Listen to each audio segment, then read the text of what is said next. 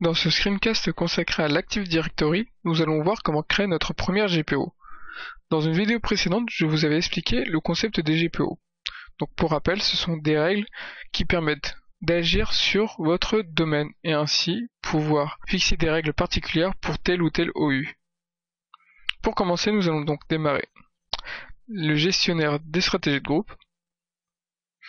Une fois ici, donc, nous allons commencer à créer une première GPO. Donc pour commencer, nous allons faire en sorte de créer une GPO qui va s'appliquer à l'agence Lyon.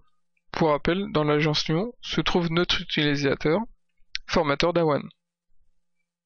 Donc ici, nous faisons un clic droit et nous faisons créer un objet GPO dans ce domaine et le lier ici. Vous pouvez voir que juste en dessous, vous pouvez lier un objet de stratégie de groupe existant. Ici, vous donnez un nom à votre GPO, donc GPO ici, bureau. Une fois que ceci est fait, vous avez votre GPO qui est créée. Donc là, on déplie, on voit la GPO associée. Nous allons faire un clic droit, modifier dessus. Donc pour notre vidéo, nous allons faire en sorte de masquer et désactiver l'interaction du bureau de l'utilisateur. Donc pour cela, nous cliquons sur stratégie, modèle d'administration, bureau. Et ici, vous pouvez voir une option masquer et désactiver tous les éléments du bureau. Donc si vous avez une description qui peut être très utile, donc n'hésitez pas à la lire. Donc là, je fais activer. OK. Et là, nous avons bien la GPO appliquée. Ici, il faut comprendre que configuration ordinateur et utilisateur se différencient par le fait que la GPO qui est appliquée sur une OU dans la partie ordinateur donc sera directement lancée dès le lancement d'une machine, alors qu'ici, ce sera seulement lors de la connexion d'une session. Voilà, maintenant que nous avons lancé notre GPO, nous allons dans Paramètres et vérifier que nous avons bien notre GPO qui est appliquée. Donc ici, je déplie et je vois bien masquer et désactiver tous les éléments du bureau activés.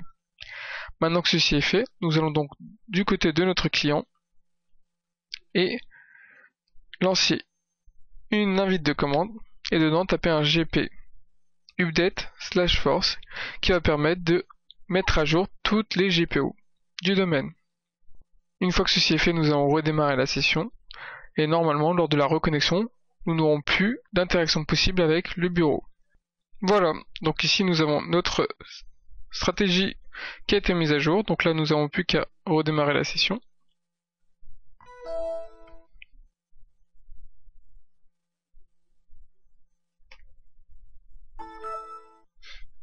Donc ici déjà vous pouvez remarquer que tout en haut à gauche, nous n'avons plus la corbeille.